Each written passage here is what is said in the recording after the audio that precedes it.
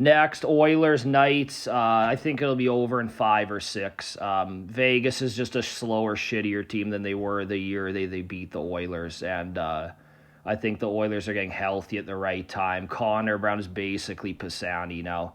He sold his soul to the devil like Pisani did, and he got Crohn's. So that's exactly what we need. The Oilers will win the Cup, so I think that's an easy win for us.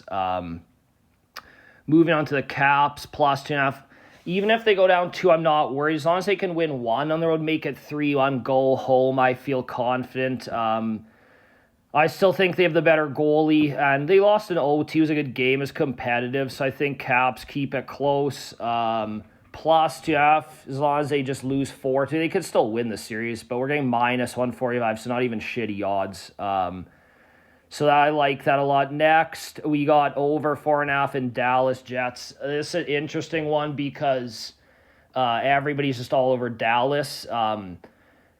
I think this is the most interesting series in the second round. I just took nobody gets swept, basically. Just wanted some action on it. I don't really have an opinion on this series. I could see it going either. I know Hellebuck is like somehow worse than Stuart Skinner now, but I think he bounced back. He played really well in the OT against St. Louis, so I think it should be a competitive series.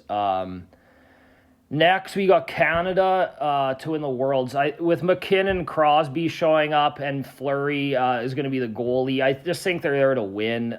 Usually, they just send a bunch of fucking bums anyways, but I was looking at the other roster. It's just a bunch of kids, right? They just, nowadays, the Worlds is just turned into a bunch of, it's almost like the U21s, so with those veterans going, McKinnon's probably pissed after the choke job.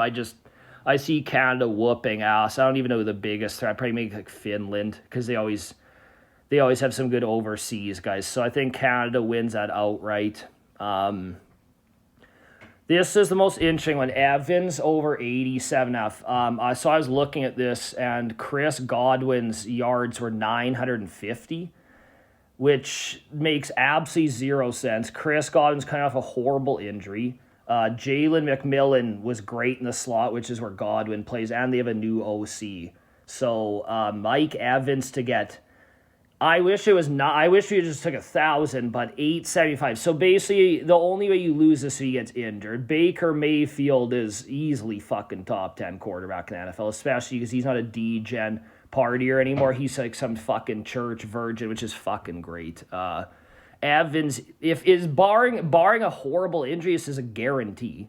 Then we move on to Clemson. Klubnik will probably win the Heisman, in my opinion. They'll be in the playoffs. The ACC sucks cock. This is fucking easy. Jesus, he's so fucking rich. Now to the picks I don't really like, but we need some NBA in here, right? Cavs, I know they're banged up. Halliburton hit some bullshit 3 to steal game 2. As long as Cleveland wins 1 in Indiana, this pick wins. They're not going to go home and fucking lose game 5 if it even gets there, which we hope it does. So we had to add that in there just for some odds. And then the last pick, Knicks. NBA is so fucking ass. They got to rig this series a little bit. Let's get this to 6 or 7, man. You got the 2 hottest franchises. This league is so fucking boring. Let's get the refs involved. Let's get some fucking rigging. Knicks aren't going to lose 4 in a row. The NBA won't even allow that shit. So let's get that in. And if you guys are wondering why it's $67.12, well, I'm limited on $365. I don't even use it to actually bet straight bets. It's just for parlays. So, and the total payout is, I can't even see it down there, 5,100. So, you guys want to get rich? You'll fucking follow this shit, all right? Peace out.